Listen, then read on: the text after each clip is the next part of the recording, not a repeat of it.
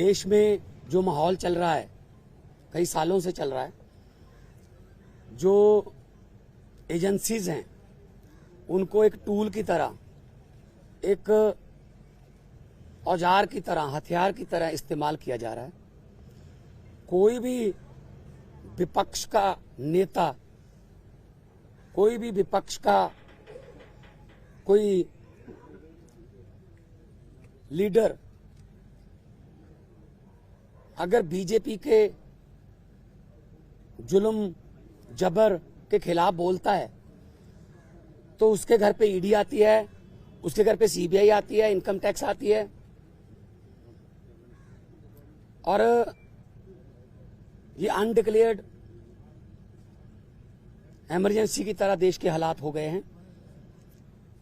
ये बात आज मैं इसलिए कह रहा हूं कि यही बात आडवाणी जी ने कही थी कि अनडिक्लेयर्ड इमरजेंसी वाले हालात हो जाएंगे,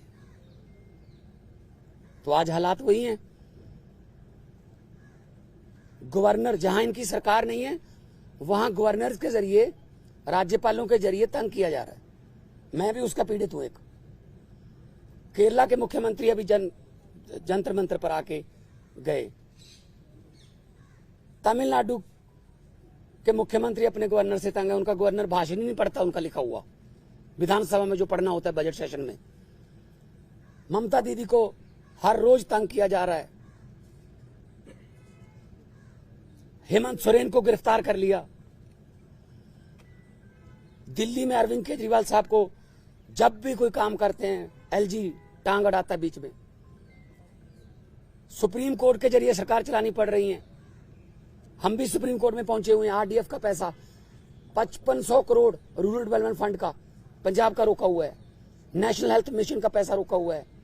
8000 करोड़ से ज्यादा पंजाब का पैसा रोक रखा है। हम कोई भीख थोड़ी मांगते हैं, वो हमारे टैक्स का पैसा है, पंजाब के लोगों का हिस्सा है, वो योगदान है। फिर गवर्नर्स के जरिए सुप्रीम कोर्ट में मुझे जाना पड़ा गवर्नर के खिलाफ कि जी बजट सेशन नहीं होने दे रहे। सुप्रीम कोर्ट में स्टालिन जी सुप्रीम कोर्ट में, केरला के मुख्यमंत्री सुप्रीम कोर्ट में, अरविंद केजरीवाल जी, हर बात पे सुप्रीम कोर्ट में जाना पड़ रहा था। सुप्रीम कोर्ट के 5-0 के बेंच ने कहा सर्विसेज जो हैं वो अरविंद केजरीवाल जी के पास, सरकार के पास रहनी चाहिए। सुप्रीम कोर्ट का 5-0 का फैसला नहीं माना।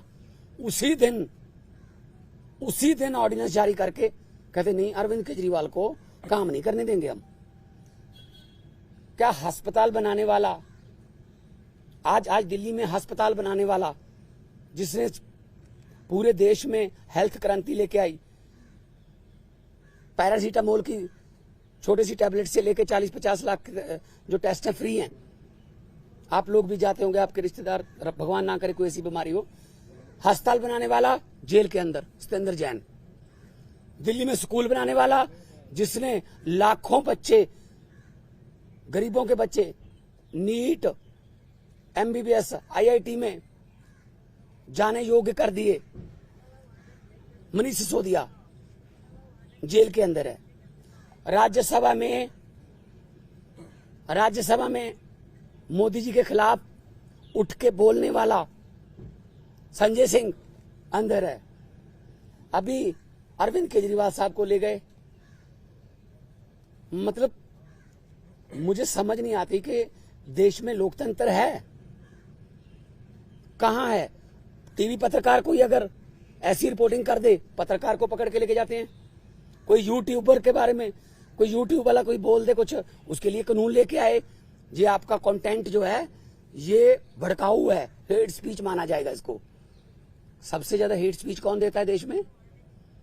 सबसे ज्यादा हेट स्पीच बीजेपी वाले देते हैं। गोली मारो, ये आतंकवादी हैं, इनको वोट दोगे तो आपके घरों में आएंगे। मतलब ये हेट स्पीच तो ये है ना। हम तो काम की राजनीति करते हैं, हम नाम की राजनीति नहीं करते।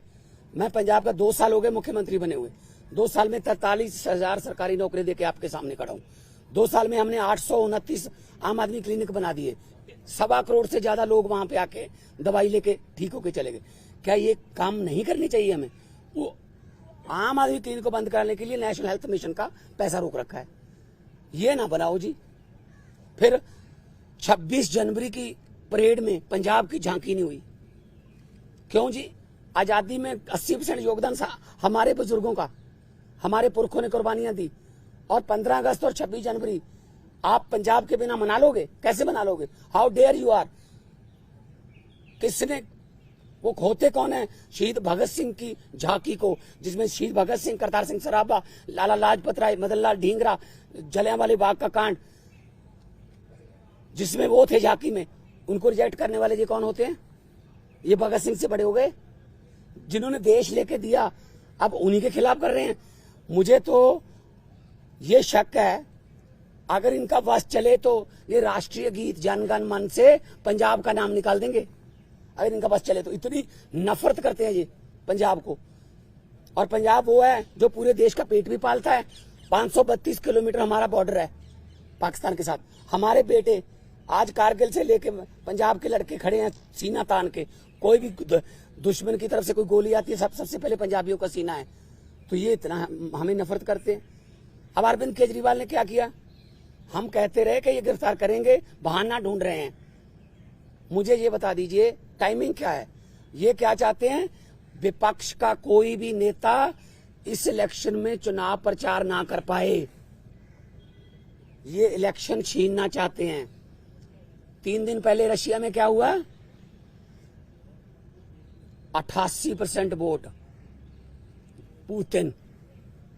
2030 तक, आगे 40 तक भी जाएगा। और जो 12% है वो खराब हुई वोट है, उनके खिलाफ नहीं वोट डाल सकता कोई। तो ये भी तो पुतिन के रास्ते पर ही चल रहे हैं। फिर ये डिक्टेटरशिप है। आप रात को 8 बजे आ जाओ घर, 9 बजे तक सर्च करते रहो, उसके बाद ले जाओ, फिर देखते हैं बाद में रिमांड मांगेंगे, ये करेंगे वो करेंगे। अरे एक देशभक्त बंदा है वो।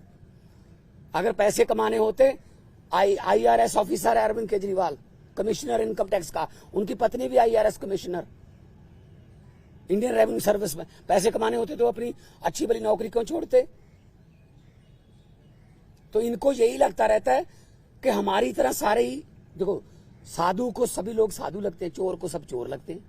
इनके इलेक्ट्रिक बॉन्ड का क्या हुआ?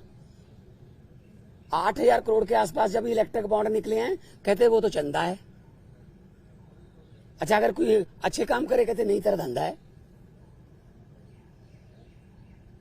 अभी मैं परिवार से मिलके आया हूं, बेटा और बेटी हैं, आगे के एग्जाम देने हैं उन्होंने, किसी से मिलने जाना है, कोई किताबें सिलेबस की, उनको बाहर नहीं निकलने दे रहे।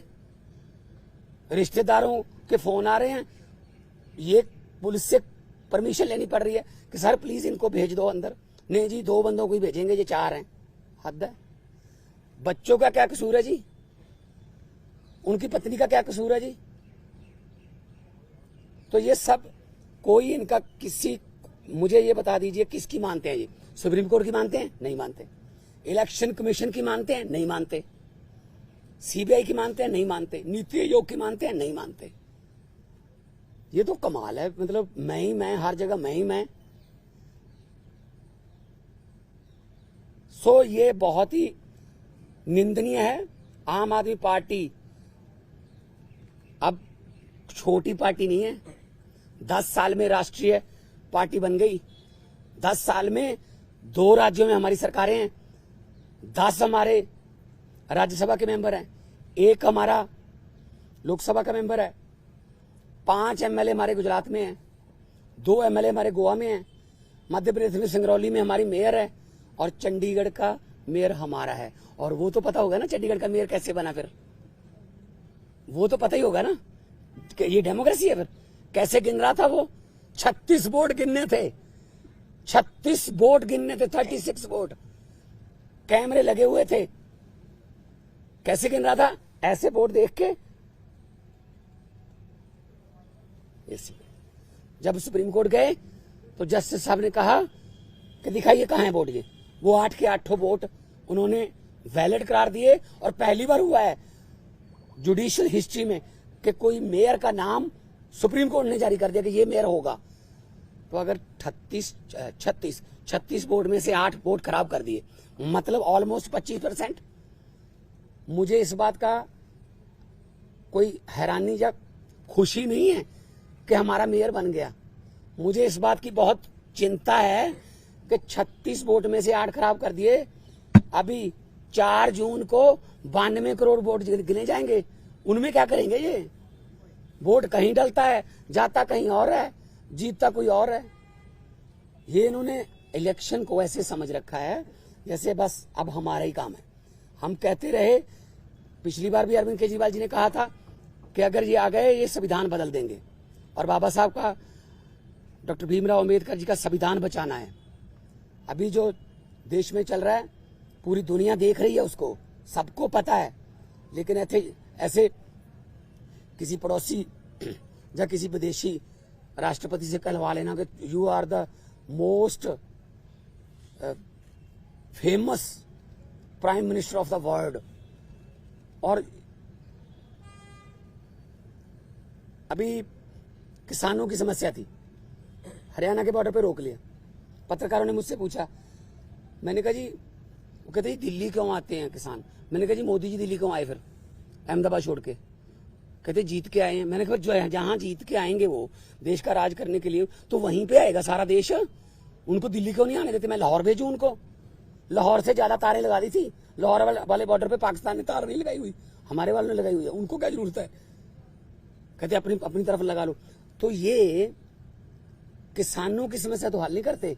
टीवी पे ऐड आती है, पापा यूक्रेन और रशिया का युद्ध रुकवा दिया मोदी जी ने। अच्छा, आप उनके युद्ध रुकवा सकते हो, अपने किसानों से बात नहीं कर सकते 200 किलोमीटर? कमाल है, हद है।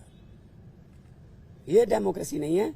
मैं आपके जरिए, आपके टीवी कैमरों के जरिए करोड़ों लोगों को ये कहना चाहता हूं, आम आदमी पार्टी जो है वो चट्टान की तरह अरविंद केजरीवाल जी के साथ खड़ी है। अरविंद केजरीवाल को तो गिरफ्तार कर लोगे, उसकी सोच को कैसे गिरफ्तार करोगे?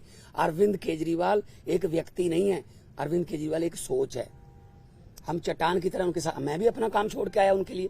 उन्होंने जब दिया न्योता पूरे देश को कि अच्छी राजनीति करने के लिए मुझे अच्छे बंदे चाहिए, तो मेरे जैसे लोग, अगर मैं आर्टिस्ट था, फेमस आर्टिस्ट था, मुझे क्या जरूरत थी?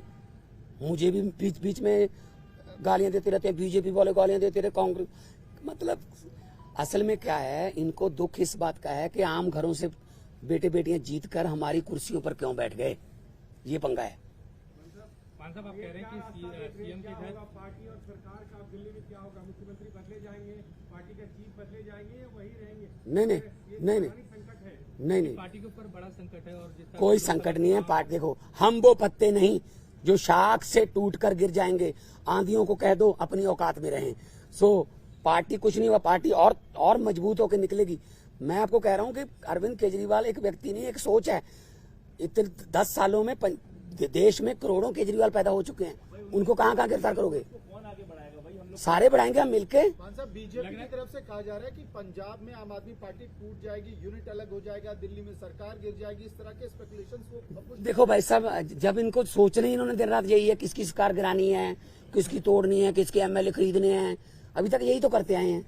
जहां पे जीतते नहीं वहां खरीद लेते हैं, जहां पे इलेक्शन से नहीं जीते वहां बाई इलेक्शन से जीत जाते हैं। 30 बंदों से इस्तीफा ले लो, फिर बाई इलेक्शन करवा लो, हाउस की संख्या कम करके सुबह 4 बजे गवर्नर को जगा लो कि ओथ करवा, एक बार ओथ करवा।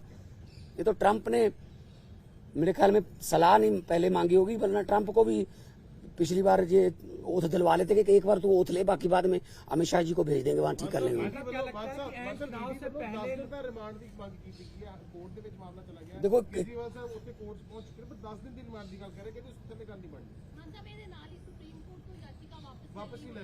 ਉਹ ਤਾਂ ਦੇਖੋ ਸਾਡਾ ਲੀਗਲੀ ਫੈਸਲਾ ਹੈਗਾ ਕਿ ਅਸੀਂ ਨੀਚੇ ਵਾਲੀ ਕੋਰਟ ਦੇ ਵਿੱਚ ਹੀ ਜਾਵਾਂਗੇ, ਪਰ 10 दिन ਦਾ ਰਿਮਾਂਡ ਮੰਗਣਗੇ, 15 ਦਾ ਮੰਗਣਗੇ, फिर जुडिशियल रिमांड होगा, फिर जमानतां कैंसिल कराउणगे, आ होगा। जब किसी की मानते ही नहीं है, या तो 5-0 का फैसला ही नहीं माना जब सुप्रीम कोर्ट का, तो किस पे भरोसा करेंगे? तो इसलिए हमें कोई डर नहीं है, ये कोर्ट फैसला करेगी कि कितना रिमांड देना है। हाँ।